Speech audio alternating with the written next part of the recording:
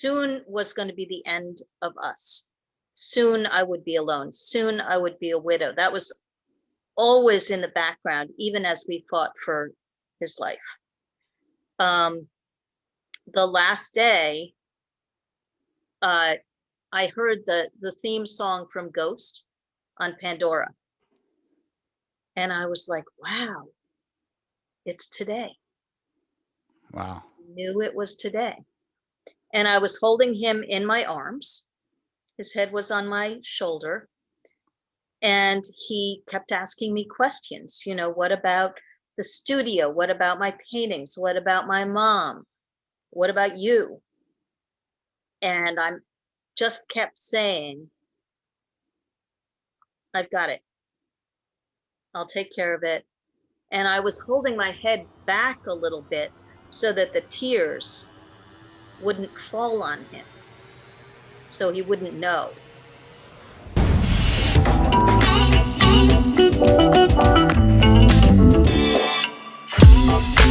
Grief, something everyone will inevitably face in their lives, some much harder than others, depending on the severity or the intensity of the loss that we're facing. Grief can come in a variety of different ways, shapes, and forms, right? It can come in the form of a loss of a loved one, or a loss of potentially a job or an opportunity, a loss of freedoms. Really, the key word being loss, right? When we lose something, we go through a grieving process, and it can be challenging. And it's something that can literally ruin someone's life, especially when we lose a loved one. I think that's probably the most severe of the grief that exists out there today. And we have a very special guest on the show today who's going to help us understand grief through her story and her journey of becoming a widow. She goes by the name of Alison Pena, AKA also known as the Bad Widow. Now, I first heard that, I was like, sort of a weird name, the Bad Widow. But as you get to hear her story and you get to understand her process of grieving, and a process that she teaches to her many clients who are going through the process of grief, not just for becoming a widow, but for a variety of different reasons that they're grieving something. So Alison supports entrepreneurs after loss to tap into their innate resilience to get back on track with confidence, competence, clients, and cash flow. Alice began calling herself the Bad Widow after she lost her husband, who died in her arms of pancreatic cancer in 2016. As she tells this story, honestly, I get choked up because it's such a heart-wrenching story to hear her go through those last many months with her husband as he had a terminal disease, pancreatic cancer. So after feeling completely broken down by her loss and getting lots of well-meaning advice, she decided to be a different kind of widow, ignored all the, shoulds, correct bad assumptions, and honored her boundaries to live a life on her own terms. Alison Pena now helps widowers, and those who have lost loved ones with strategies to maintain existing relationships, build new ones, and ultimately find love again. Her work supports those who trust in themselves, their opportunities, and the stability of the world that has been cracked open by heartbreaking loss. Many of our clients get stuck with ongoing grief, fear, anger, or shame, either numb or trying to move forward without the support of family and friends who thought they were too much, or what they were grieving about took them too long, right? We all have a grieving process. And there are many people, as she'll discuss, don't understand how to even approach somebody who's grieving. So this is not only those a great podcast for those who are going through grief or will face it one day, but for those who have people in their life that are grieving, and really how to best approach and manage them. Because quite honestly, we're doing it wrong.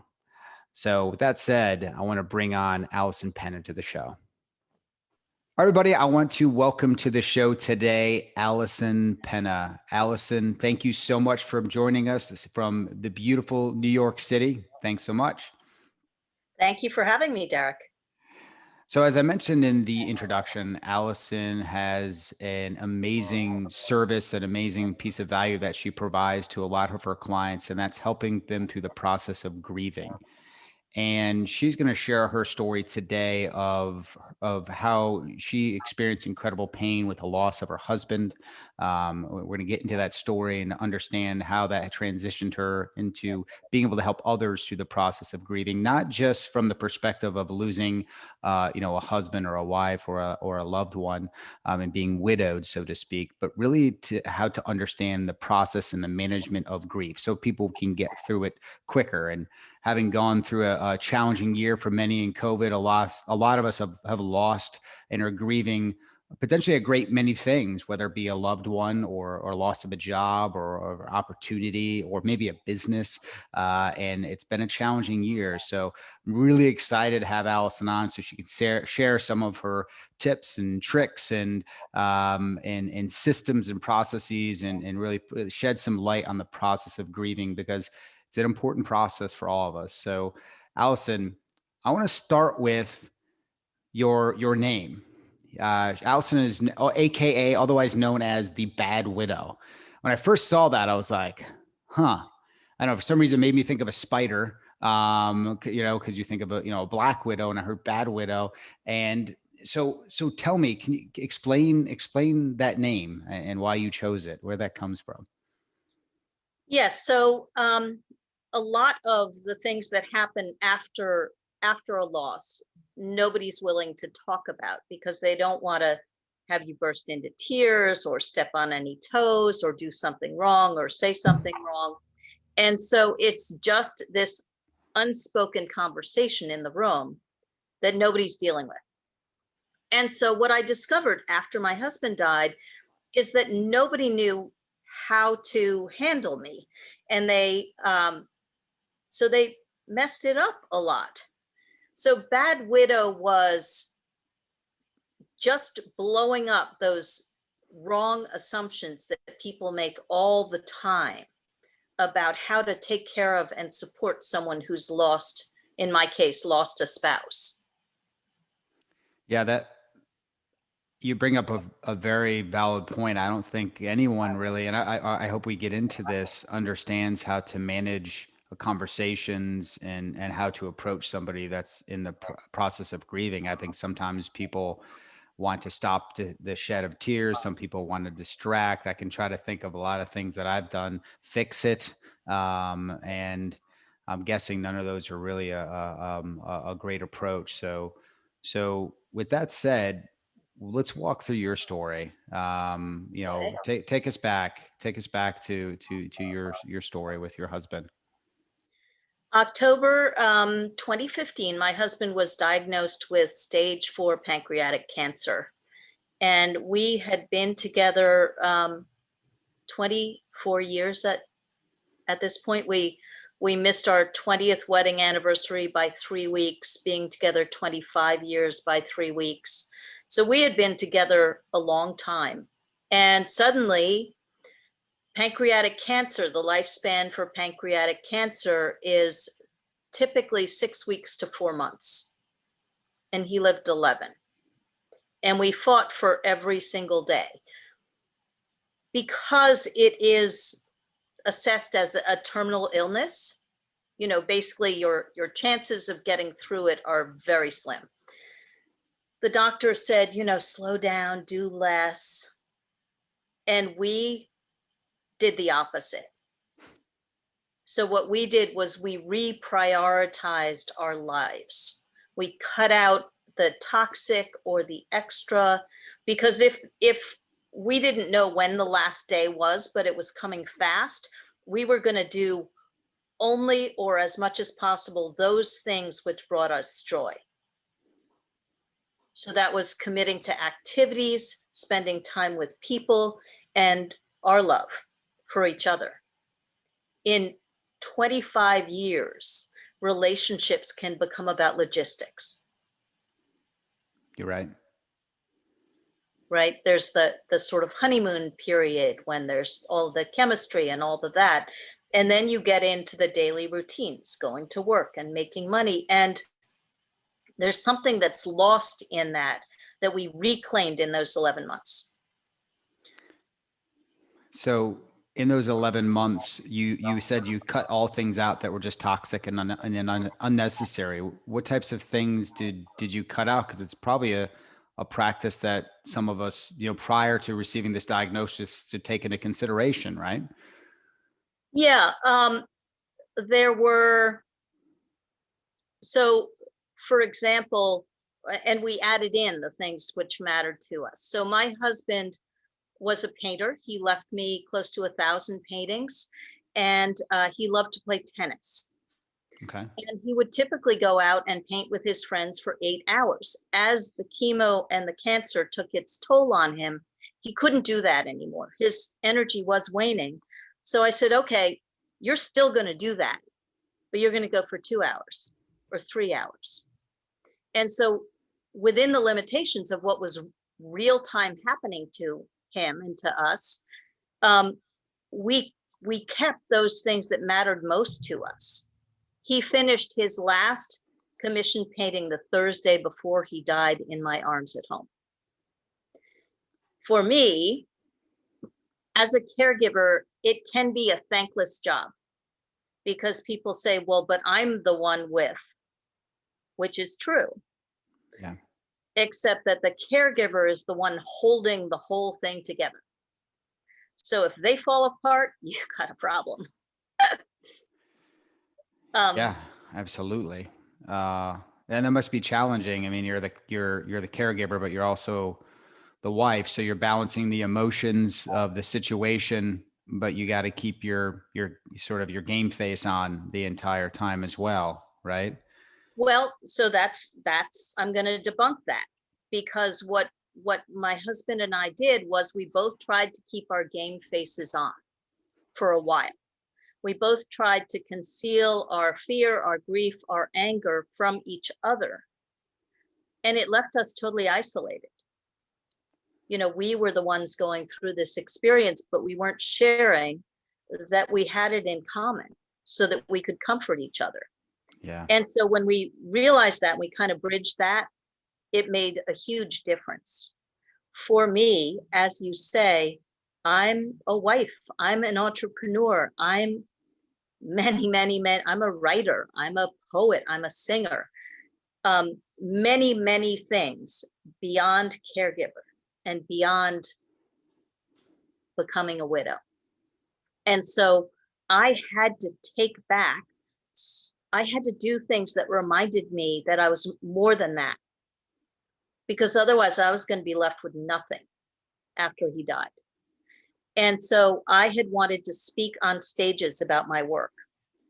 Bucket list, 10 years. Sing in cabaret shows. Bucket list, 10 years. But I wasn't good enough. I wouldn't look good. It might embarrass me. In the course of the 11 months while he was dying, I spoke on 3 stages and sang on 4. That's incredible. Actually, that you would have the strength to do those types of things, but was it courage that was now born out of the fact that you wanted to do this for yourself, but maybe also for your husband to bear witness to it as well? It was his witness. It was sharing my experience, which nobody was willing to speak from inside this raw place that I could see. People spoke when they were through, when they were looking good again. I was willing to speak from inside. And what wound up happening was that people said, oh my gosh, that's my experience too.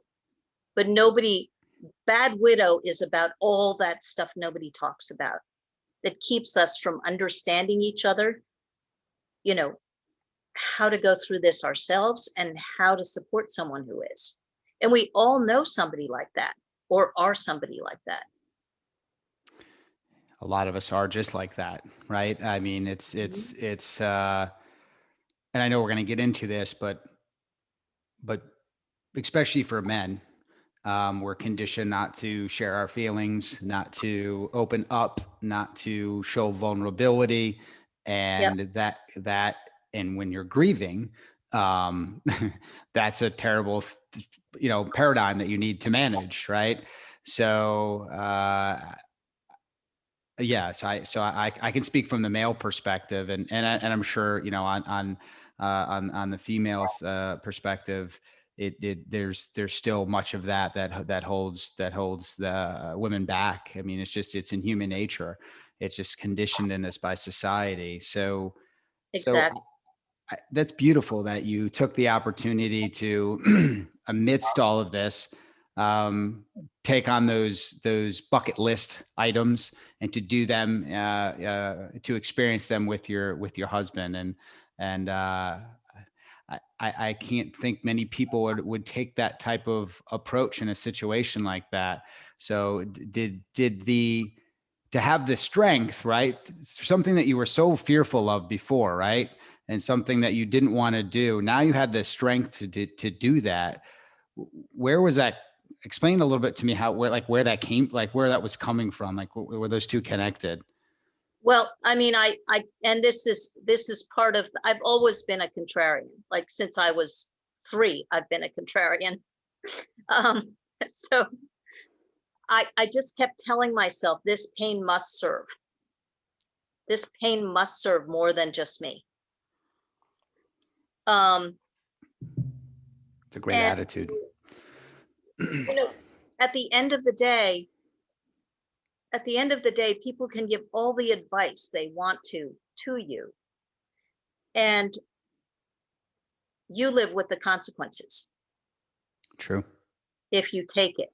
So if it doesn't fit what you want to be doing, that's the other reason I was bad widow, because where advice fitted into what I wanted for myself, I took it. Where it didn't, I said no. What other types of things did you do together with your husband during those 11 months? Because those 11 months sound like they were, uh, beautiful, in many ways. And you took a mental approach together. You opened up to each other. You made sure he had the opportunity to paint, and you took on some journeys. What other types of things did y'all do during those 11 months that are special to you? We did small adventures. We went on little trips, even just exploring the city or doing. We just lived in the present, because that's all we had. I mean, literally, soon was going to be the end of us. Soon I would be alone. Soon I would be a widow. That was always in the background, even as we fought for his life.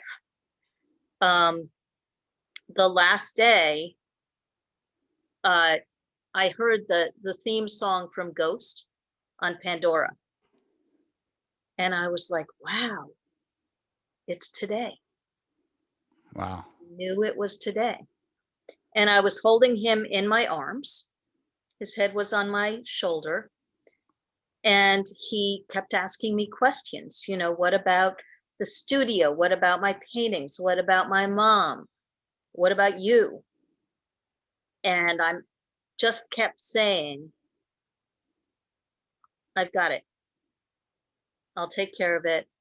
And I was holding my head back a little bit so that the tears wouldn't fall on him, so he wouldn't know. And I said, in a body, you need breath and life. Breath and love. Outside of a body, all you need is love. So when you're ready, go out on the love. And holding him in my arms, he took 4 breaths and did.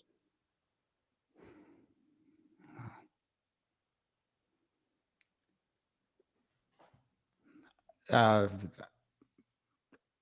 I'm a little at a loss of words because that's an emotional story. Yep. That is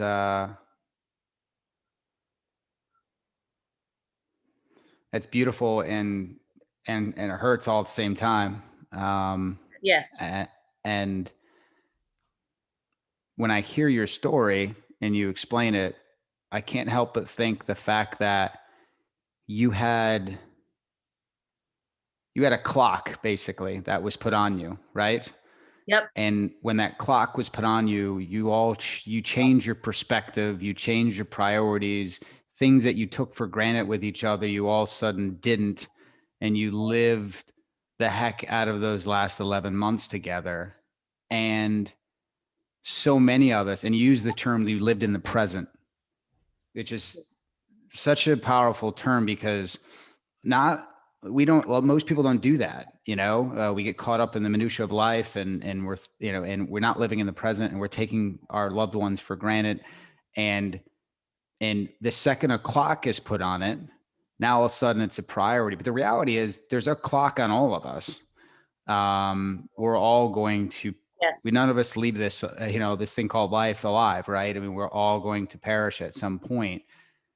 Why do we need to wait for a clock to live the beautiful 11 months you did? And all that changed was a diagnosis, but moreover, it was your mindset.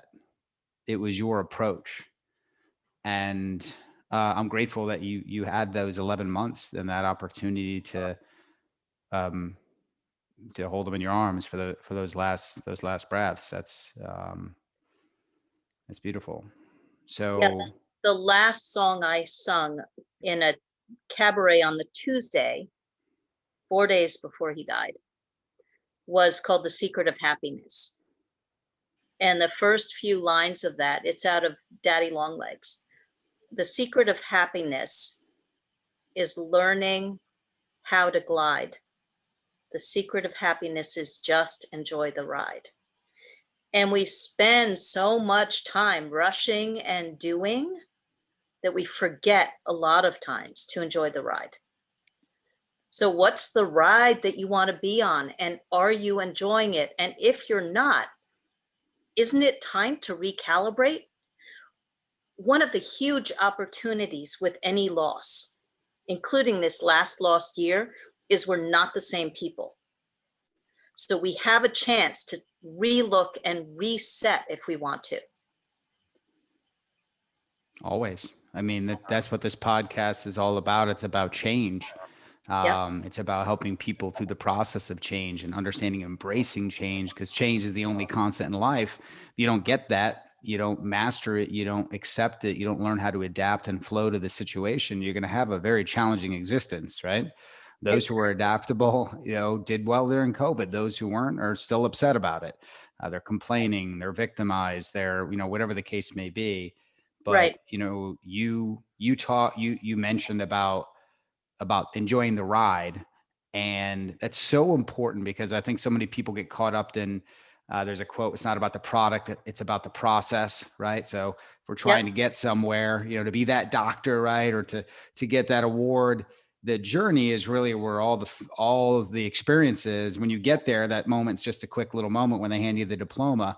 You really need to stop and take it all in and be present during the process. And that's what you did in those 11 months, to a very, extreme, I want to say extreme, but at an appropriate level. Yeah. One of the really interesting things about this being present thing, and I apologize for jumping in. Please do. It's something we forget, but when we're present, then we're actually looking at what's happened now. What happens with goals is we have a goal way out there. I'm going to graduate from college, and I'm going to retire. I'm going to this, and then I'll celebrate, and then I'll travel, and then life is unpredictable. You don't know what's going to happen. You have no idea. None of us have any idea. And so one of the things that I really stress is the importance of, you don't leap a river from one side to the other. You have rocks that you jump across, you get a raft, but we don't celebrate the rocks or the raft or the interim places where we win. And being present to that is one of the secrets to happiness. I agree. It's 100%. And we could spend hours talking about the distractions with cell phones and all these things that keep us from being in that present moment. And it's a valuable nugget of information that I didn't expect to come from this conversation, but it's so very true. And hearing your story really emphasizes it in such a great level. So after those final breaths, your life continues. So walk us through your experience with grief, the ups, the downs, and really what that process was like for you. Yeah, the first year was what I called a wasteland of grief. So there are emotional effects and physical effects. Emotional effects, fear, grief, anger, and shame. Um, I needed so much. I was pretty close to completely incapacitated.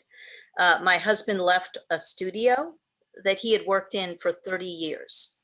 Mm. 1,000 paintings. So I had to go in and face his work pretty much every day because I had to clear out and let go of the studio. I moved all the paintings home. And that was, you know, that was a lot. The Yeah. strongest sense is smell. He cut his oils cut his paints with clove oil. So I would go in there and burst into tears. So there were the logistical things to do. How do I handle the finances? How do I close up the studio? How do I function? Just get out of bed in the morning.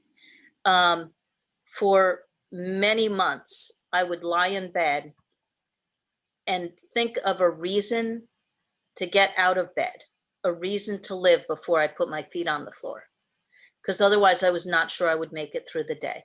I had to come up with something that I could look forward to that day. Because my time horizon was very short. I had this whole life with this person planned out, and then it was gone. So suddenly everything I imagined my life would be like was dusted. So all those feelings, I would burst into tears at the drop of a hat, really uncomfortable to be around. Second year, 0 to rage in 5 seconds. Also really uncomfortable to be around. Mm-hmm. And people want to fix it. People want to help. And you can't. You just can't. And so they would say and do inappropriate things. The other thing that happened was physical. I experienced memory loss, gaps in my memory, inability to focus, and energy, really variable energy. Some days I had a lot, some days I had a little. What that meant, I was a consultant who couldn't deal with people. So I couldn't do that. I also was trained as a proofreader, trained as an editor, and I couldn't focus and I couldn't remember. So I couldn't do that. So any money-making thing that I could do, I couldn't do. I was incapable. And it felt like I might always be incompetent, that I might never get back to myself. And it has honestly, there's a way in which when something like this happens and when your body, your emotions fail you so dramatically and so suddenly that it gets really hard to trust yourself again. Yeah. So that was kind of the first and second year. Typically what happens and the point that I reached, so I went along and I was just under it, swamped in grief, swamped in rage. Were you around people, or did you find yourself distancing yourself from loved ones and social situations? Were you what happened there? I couldn't easily handle large social situations. I needed to really carefully curate who I was around because I was a flashpoint for emotion. Makes So sense. someone could say or do the wrong thing. I remember um, the day after Dave died, I went to church and was, you know, to see a girlfriend of mine and was talking to this other woman I knew, and she started petting my arm like I was a chia pet. And I was standing there and thinking, if I bite someone in a church, is that a bad thing? Did you bite her? No, I didn't. But you But I thought was about it. Yeah. I absolutely thought about it. I absolutely thought about it because I was like, don't pet me to comfort yourself. I'm the one who lost my husband yesterday. And but people don't know what to do. They mean well, but they don't know what to do. They don't know what to say, and nobody talks about it. So Bad Widow began to talk about these things and do better. Help people to do better and help the person going through it to feel like they have more permission to be how they are. Because when you burst into tears, sometimes I would hear, control yourself. S- So I have two questions for you. Yep. The first question, and then I'll have you answer the second first. So you bring up 2 points, right? Which is with really, this is getting a little bit into the value you provide to your clients. Is there's you and how a widow or someone who's grieving manages their grief themselves, and how you advise them on that. But let's first start with, how do you advise somebody who wants to pet you, right? Like, cause I get that. Like, I want to go and like rub their back, and I want to give them a hug, tell them it's going to be okay, cry with them. Those types of things I think come natural to us. What advice can you give to those who are trying to help or surround those who have just had tremendous loss? What would you say to those folks? There are some really specific things that you can do that are really helpful. So typically people will ask lifetime questions. How are you? And I would think, how do you think I am? I lost my husband yesterday, who I was with for 25 years. What can we Yeah. do for you? Give him back, right? These are impossible things, impossible things. So I started telling people, okay, if you ask me, how are you right now? How are you today? That's an answerable question. That's actually a comforting question because it puts me back in time. And I really felt like I was free floating for close to a year. It time really was, and I'm in New York. So for us in New York, time got a little squirrely for the last year or whatever. Mm-hmm. And so I was strangely pretty well equipped to having time go wonky on me. Um, the other thing was that to what happens a lot because I didn't know who I was without my husband. So I had to figure that out again. Um, so one really useful thing is to have a conversation and listen to what they say. So before offering any help, have a conversation and listen to what they say about what's going on in their lives. Then make a suggestion of some support that you could offer out of what they said. Instead of just offering a suggestion without understanding what their needs are, right? So is that, am I, yeah, okay. So yeah, Does because that a lot of happen? us, it's not, there's no context to it, right? You may be telling them stuff that really isn't in context. So I mean, I think that's a good lesson for any situation, is to listen first, then speak. So, so you said two things there. One was, if you're asking them how they're doing, ask about today, right? Because it's not such a broad-based question. It's a lot more concentrated, and it's, easier for somebody going through that to be able to just answer that question. Yep. And then listen is what I'm hearing from you. Start a conversation, listen, then try to find where you can be of value. Yeah, listen, make a suggestion. Hey, how about, so let's say, oh my gosh, I I'm alone, I have kids, I just need a break.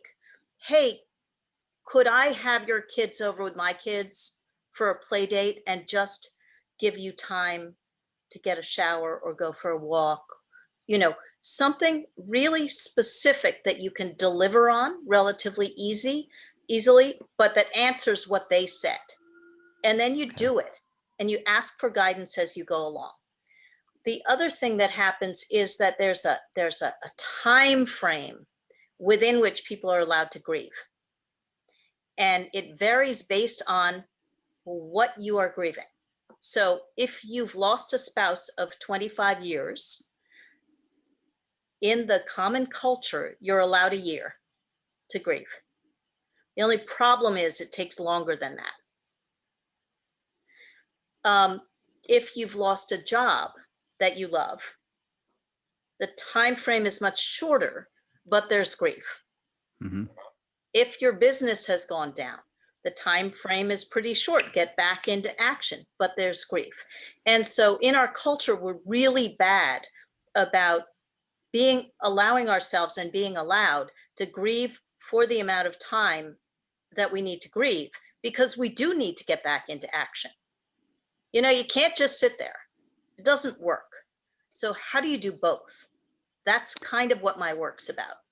So let's get into that. So, because that's a valid point, right? I mean, we do have to grieve, but the bills don't stop coming, and the kids are still there, and the studio still needs to be, as you said, the paintings need to be moved. So, Yep. how do you walk us through, from the griever's perspective, your work and how you help them through that process, from that regard? So there are sort of two frameworks that I take people through to have them come back to whole. When the world goes crazy and when there's a big loss, it feels like the world is completely upended. Everything's different and you're no longer the same. So the first thing is, when stuff outside of yourself is upended, how do you come back to center in yourself? The only way you can do it is have you be the foundation for your life, as opposed to your job, your relationships, all these things that we assign power to in our lives, value to in our lives. And you kind of have to come back to yourself, because otherwise you can't get grounded again when you lose a spouse of 25 years. You just can't get back to center. And so the first thing I do is, the first and fastest way to come back to yourself is to get back into your zone of genius. What do you care most about? Where do you feel most at home? And there are three places where people feel most at home. First, everybody's got one, everybody's got all three in some order. I call it the affluence code, something I created. So the first is focus on work. If you just are in your element at work, that's your thing. To come back to yourself, you need to get into that and start doing that. Second is focus on one-on-one relationships. So that's more one-on-one time, belly-to-belly time. These first two categories suffered most during the pandemic. And actually everybody did. And the third is serve a thriving ecosystem, serve your community. So that's my first. So my This Pain Must Serve was aligned with who I am as a person, what I care about, what I value. if you can get back to what matters most to you and start operating from there, you come back to yourself, and then you're able to tap into your own resilience and resourcefulness again. So those three, because it's different for different people, right? Everyone has all three typically, but it's, almost in a certain order. Now, when you start to tap into, whether it be through service or whether it be through your one-on-one conversations or getting into your work, whatever that work might be, how does one balance that with also the grieving process, right? Because like you said, there's days where you don't want to get out of bed. There's days where you just want to lay there and cry. And like, I would imagine to a certain extent, you need to do some of that, right? You need to cry. You need to do all that because you don't want to suppress, I would assume, those emotions. Yeah, absolutely not. But this is really getting here is being congruent with who you are. So feeling good again. When you're grieving, you need something to have yourself feel good again, because joy tastes like betrayal. That makes sense. Yeah. So if you can get into what feels good again, which I call your affluence code, then you can see again. Then you're not underneath because you're doing that thing which comes easiest. That makes total sense. So it's all about, as you said, getting back to self. It's about doing the things that you enjoy, which you break into your affluence code. And that sort of kind of removes you from that sort of pattern or cloud of darkness to start to see the light again. Because, it's like you have to get these small wins. You have to taste feeling good again to realize that it's possible, right? And it's and I would imagine building love for yourself and getting back to yourself once your cup's full, right? Then that puts you in a better position to, I don't want to say the word move on, because I think sometimes that sounds wrong, but to Well, it's move forward. move forward. Yeah, so there's kind of a tipping point that happens. My clients typically come to them when they're longing for a bigger life. We contract when we're hurt after a loss, right? So at some point, you need to push out on that contraction. And this year we're seeing it. How do teachers go back into schools when they're teaching young kids and the kids aren't vaccinated and they're scared? How do you push out on life and make it bigger?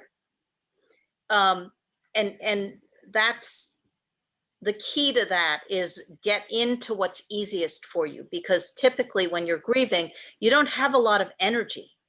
So if you can do what's organically yours, and if you have any question about what those things are, it's those things that you almost don't think you should be getting paid for it because it's so easy for you. Right. So of course everybody knows this, except they don't. I was going to say, do you have clients that when you guide them towards this, getting back to their self, and they're finding their affluence code of the 3, where they're so down in grieving that they can't identify anything? Oh, no.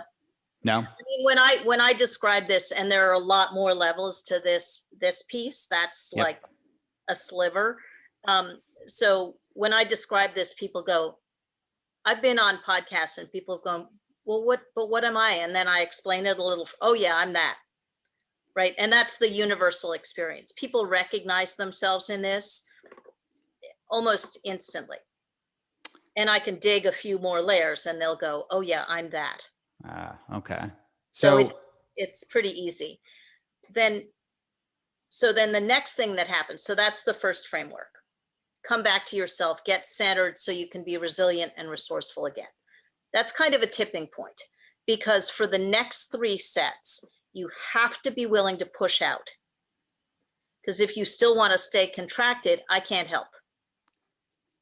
I can move people through grief really efficiently. It's not the best use of what I do. I'm best for, okay, I am still grieving. and I am going to allow myself this for as long as I need to, but I also am ready to get back into life. And so this is what I'm going to do that. So the first piece of that is re-engage. Start identifying those boundaries and push out on them. Okay. I couldn't do any work I was qualified for. So the first job I took was I took a job hanging costumes in a Halloween pop-up store. Okay. Because I needed to expand my ability to be with people. I needed to expand the energy I had to act in the world, to go to a job. And I had a widow friend who was willing to have me work 4 hours a day, 2 days a week, because she got it. And then doing that, I was able to push out, be with a few more people, have a few more conversations. And I started pushing my boundaries. So that's re-engage, get back into life. The second piece is reinvent. After any loss, you're not the same person. You're irrevocably changed. How you look at what's important in your life is different, pretty much universally, right? So it's a good time to take a look and go, okay, does this still matter to me? Do I like this? Do I not like this? People, activities. So reinvent was a pretty rapid fire process of trying stuff I had done for years with my husband. Some of it I found out that was his thing, not mine. Right? Some of my things I'd given up because he didn't like them that much. And I took those back. So reinvent is, who are you now after your loss? Because the path that you were on may no longer fit the path you want to be taking at this point. And then the third piece is rebuild. What happens in the face of any loss, any transition actually, is that people step up, step back, and step out. And so we wind up with holes in our networks. But we only think of networks typically as about business. Mm-hmm. Where are you getting your referrals from for your business? We exist in networks in all areas of our lives. Who are you going to the gym with? Who are you going to the bar with? You know, who likes to travel to exotic places and who likes to just hang out at home? Who do you write with? Who do you read with? Our existence. You're right. I mean, it's who we're around. I mean, Exactly. That's life. I mean, that's a big part of it. You know, who are the family members that we do certain things with? Yeah, I really like how you create structure for this, because I think, as people,